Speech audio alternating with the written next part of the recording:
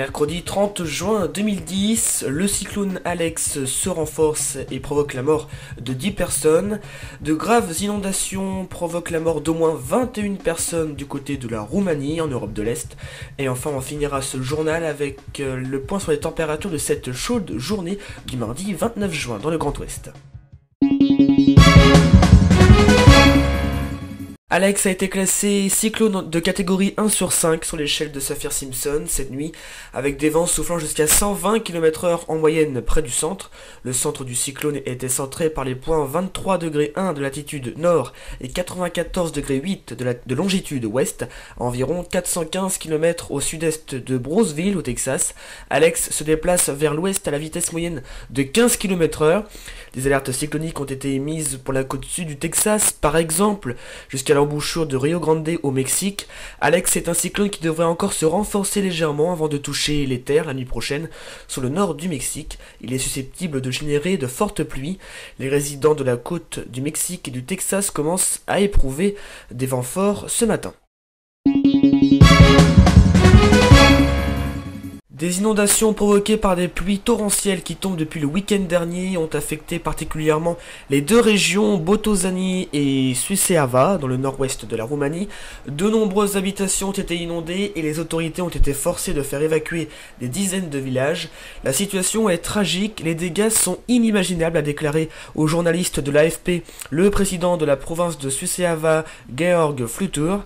Les autorités annoncent cet après-midi la mort d'au moins 21 personnes, alors que ce chiffre pourrait encore augmenter.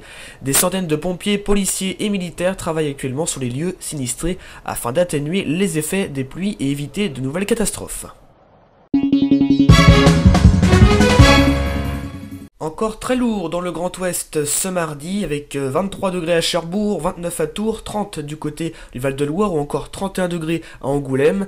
Côté température cette semaine, ça ne devrait pas bouger, on devrait toujours retrouver des températures très élevées, on ne voit pas un véritable rafraîchissement ces prochains jours.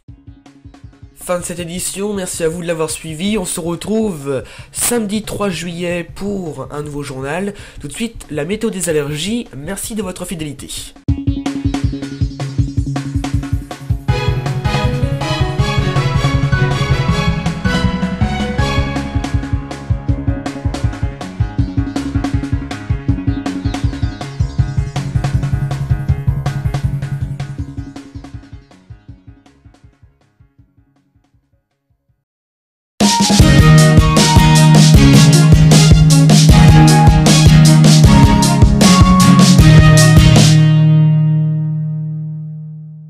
Bonjour à tous et bienvenue dans cette première météo des allergies. Les risques prévisionnels présentés dans notre rubrique météo des allergies sont issus des relevés, observations et calculs réalisés par le réseau national de surveillance aérobiologique.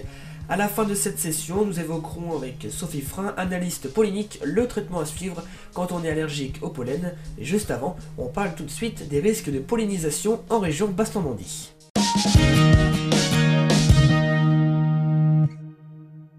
Et attention au pollen de graminées en Basse-Normandie cette semaine, puisque Info Pollen nous annonce un risque de 2 sur 3, il est donc recommandé de bien suivre son traitement.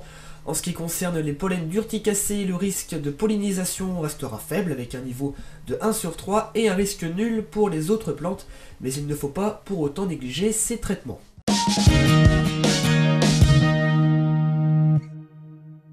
Une pollinisation globalement plus importante pour les Pays de la Loire, avec des risques faibles pour les pollens de tilleul, de rumex et d'urticacées. En revanche, attention aux graminées qui s'annoncent très présents dans l'air avec un risque maximal, soit de 3 sur 3. Alors chaque semaine sur préviouest.fr de notre météo des allergies, Sophie Frein, analyste pollinique au centre hospitalier de Dinan, nous parlera des risques polliniques en nous révélant ses conseils pour lutter efficacement contre toute forme d'allergie. Alors Sophie Frein, bonjour. Bonjour. Alors merci d'accepter de participer avec nous à la météo des allergies. Alors pouvez-vous nous donner cette semaine quelques conseils pour éviter de souffrir au maximum des pollens si l'on est allergique ?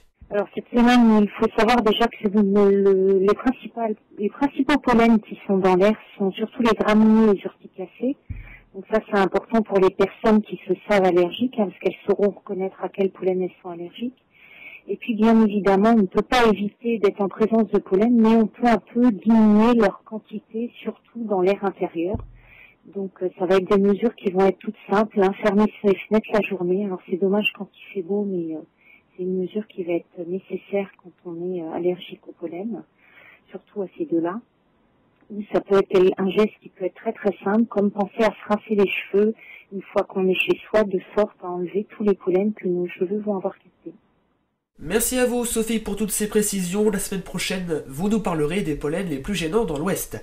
Découvrez le service automatique de diffusion de notre partenaire Infopollen et personnalisez votre propre bulletin allergopollinique. Vous recevez chaque vendredi sur votre email, téléphone, fax ou SMS les risques prévisionnels qualifiés pour les allergènes auxquels vous êtes sensible concernant la région de votre choix. Rendez-vous dès à présent sur www.infopollen.com dont l'adresse s'affiche en bas de votre écran, n'hésitez pas.